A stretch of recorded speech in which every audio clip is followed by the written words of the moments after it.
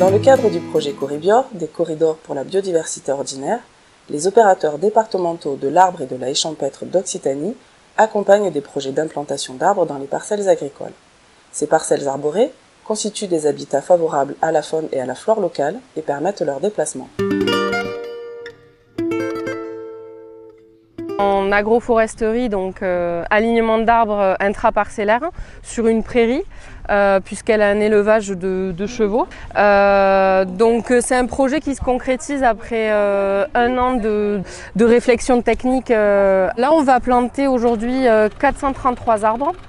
Des essences très diversifiées parce que notre objectif à l'association c'est que ça ait vraiment une plus-value au niveau écologique, que ce soit adapté au terrain et que derrière on puisse valoriser le bois de plein de façons différentes. Et après on retique? Non, là c'est bon du coup.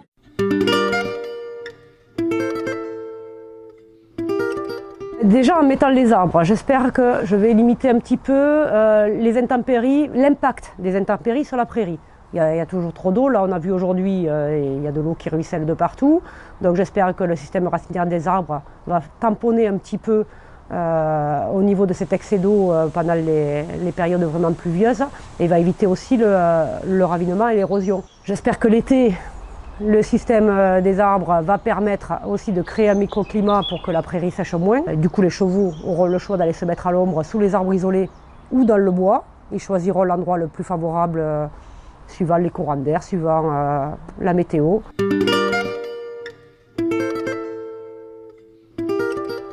D'implanter des arbres sur une parcelle agricole, ça va permettre d'attirer tout un tas d'oiseaux, de mammifères et d'insectes qui vont servir d'auxiliaires de culture, c'est-à-dire qui vont réguler la population de ravageurs sur la parcelle et donc donner un meilleur équilibre à la parcelle agricole.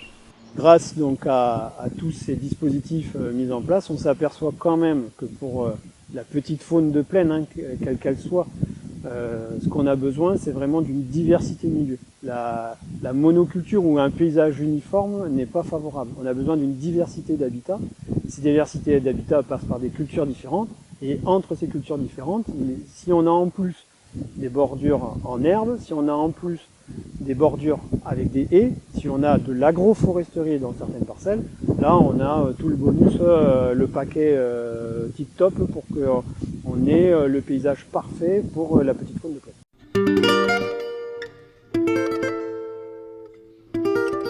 Les valorisations possibles qu'on a grâce aux arbres en milieu agricole, on va avoir l'utilisation des branchages et des feuilles en fourrage d'appoint lors des épisodes de sécheresse pour le bétail.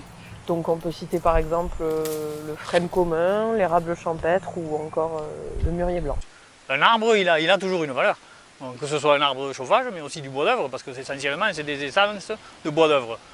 Bon, après, quand et combien, c'est inchiffrable aujourd'hui. Par contre, entre le laps de temps où ils seront adultes et qu'on pourra les couper aujourd'hui, il y aura forcément de l'entretien, il y aura aussi de la coupe à faire. Couper des branches, ces branches, dans notre utilisation, nous, mon frère se chauffe avec des copeaux de bois. Donc quand on broie nos branches, elles sont recyclées à la chaudière. Au prix de l'électricité ou du gasoil aujourd'hui, la question ne se pose même plus.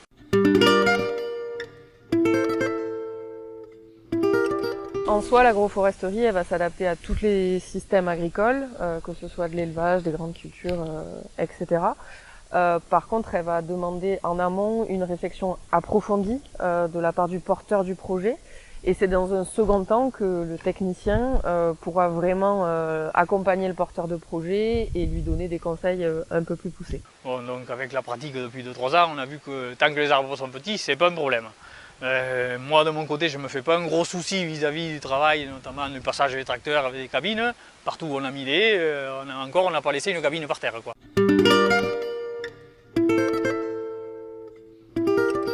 On perd la surface de l'emprise, en fait c'est 1,50 m de chaque côté, c'est 3 mètres par rangée. Sur des cultures d'hiver qui sont normalement arrosées, normalement fumées, normalement, je ne pense pas qu'il y ait une grosse incidence. Maintenant on mettrait des cultures d'été, des styles soja, tournesol, on aurait le phénomène de l'ombre et le phénomène concurrentiel de l'eau qui risque encore plus important.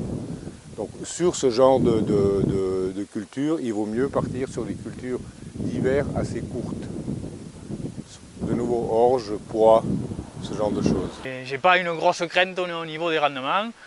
C'est plutôt des parcelles en assolement fourragé.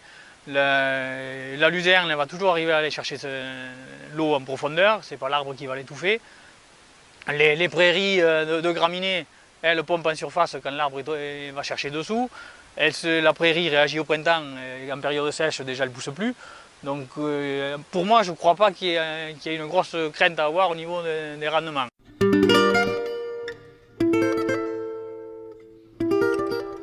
Je pense qu'on a tous notre petit rôle à jouer sur l'agroécologie parce qu'on est quand même des agriculteurs. Mais donc si aujourd'hui chacun reste chez soi, personne ne fait rien, on n'avancera pas. Planter aujourd'hui des arbres en milieu agricole, c'est anticiper ce qui commence déjà à arriver, c'est-à-dire toutes les problématiques qui vont être liées au changement climatique, au déclin de la biodiversité, et ça va permettre surtout de préserver nos terres agricoles et de revaloriser nos paysages.